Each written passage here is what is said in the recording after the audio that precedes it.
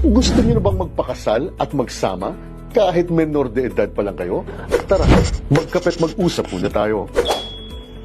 Dahil sa ngayon po ay may 3 uri ng pagpapakasal ang mahigpit pa rin ipinagbabawal sa bansang ito. Una, underage marriages.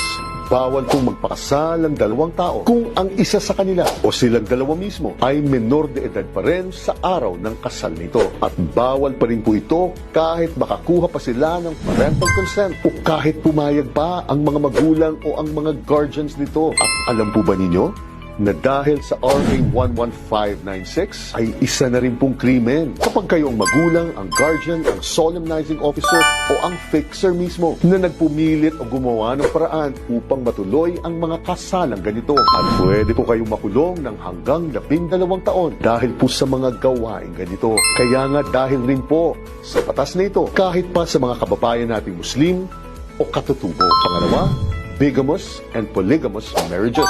Bawal rin pong magpakasal ang 2 tao hanggat legal pa ang naunang kasal ng isa o 2 sa kanila sa ibang tao. At mananatiling bawal po ito kahit ilang taon na kayong hindi nagsasama o hindi nagkikita ng unang asawa ninyo o kahit sa ibang bansa pa o kahit sa isang banyaga pa unang ikinasal kayo. At kapag itinuloy ninyo ang kasalang ganito, maaari pong makasuhan kayo ng bigamy at makukulong ng hanggang 12 taon.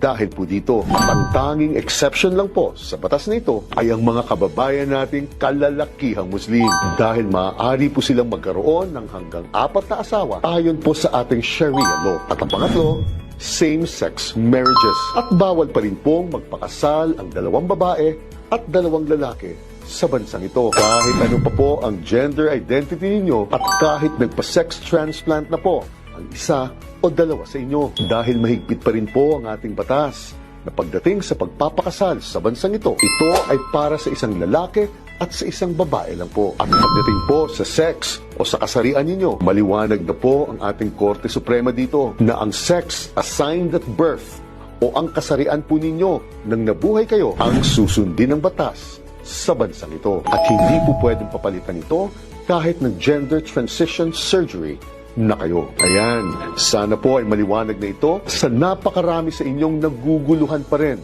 tungkol sa bagay na ito. Gina.